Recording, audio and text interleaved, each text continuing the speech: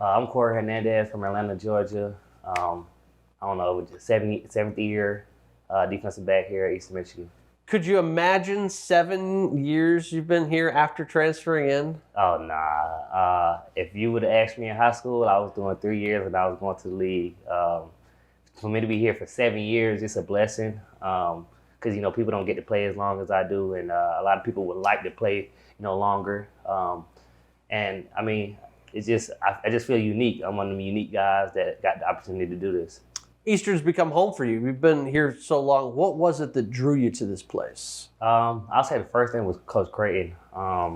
He actually got my mom before he got me, and if you get her, then you got me basically. I kind of did the whole recruiting process all over again for the third time, and I was looking for a place where it was more than just.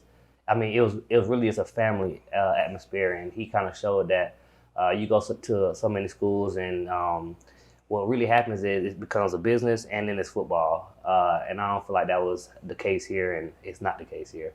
Injuries have certainly been a problem. How have you overcome them, and how has it made you a better player and a better person? It kind of humbled me a little bit.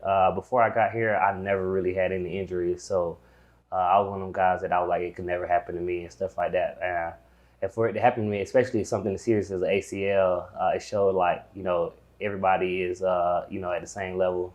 Nobody's better than nobody else. And it kind of just made me work a little bit harder because, it was tough. So, on the football side of things, the secondary and the defense as a whole last year improved throughout the course of the year. Really, you look back to even the bowl where San Jose struggled to pass the ball. Mm-hmm. What was so tough for that this defense presented last year down the stretch? As a defensive backfield, I feel like we touched up more, like the receivers more. We got a little bit more aggressive as a whole. And that's pretty much it. Back in the day, we used to just, play off and, let people run the routes and, try to break on routes and stuff like that. But now we're getting up in their face. We're being a little bit more physical.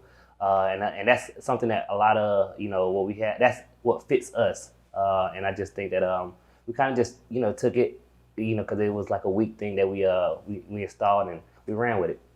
What does this year look like with Coach Needham leading the way? You've got some changes in the secondary, of course. Coach Johnson gone, but you've still got a lot of pieces that are back. What's the most exciting thing about 23? Oh, man, so much. I can't. It's so much. Like the guys, everybody's back. So we're all like, clicking. The scheme is a little bit more advanced now, so like they're not gonna have a clue what we're doing out there. It's so much. It's gonna be a fun defense and a fun year. When you look at your teammates, we've got Kempton, who've got the nickname, wants to go by Simba. Yeah. He tells me we got Seatbelt Scotty. Yeah. What other names in the secondary can we look forward to knowing? We got Cam Smith, that's stretch. We got Kendrick. They call him Hurricane. Who else? I mean, they call me K5. I don't know if that's a nickname, but I guess I'll take it. Who else? And that's pretty much it right now. When you look back at your favorite memories that you've had here at Eastern, what's right there at the top? Oh, man. I got to go Illinois' game. That was the first game I actually played like a significant amount. I made a couple plays in that game, and so we beat a team that a coach that was over there recruited me. And I'm sure he would probably like Eastern Michigan. He probably seen my name on the Sky report and was like, who is this guy? He went to Eastern or whatever, and end up playing big, make some big plays and beat him.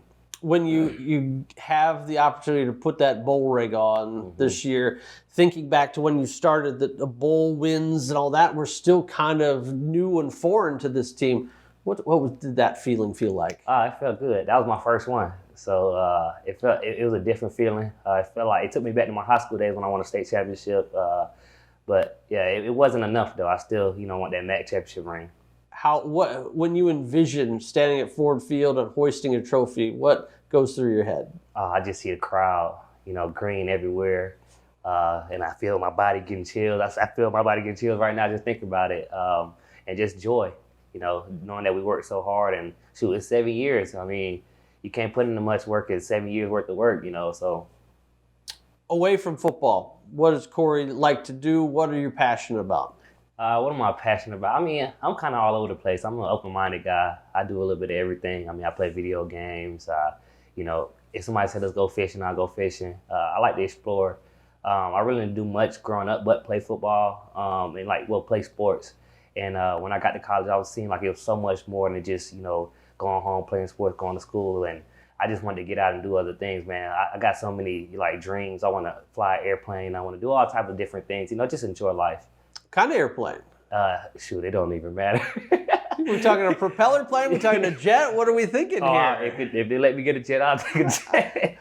What's after those football playing days are over? You've said 7 years. You've got the undergrad degree. You got the master's degree. You're kind of in that even more education now. What's the next steps when football's done? I want to start my own business. I got a ton of ideas that I've been thinking about for years, and I just want to I want to start my own business and become a successful businessman.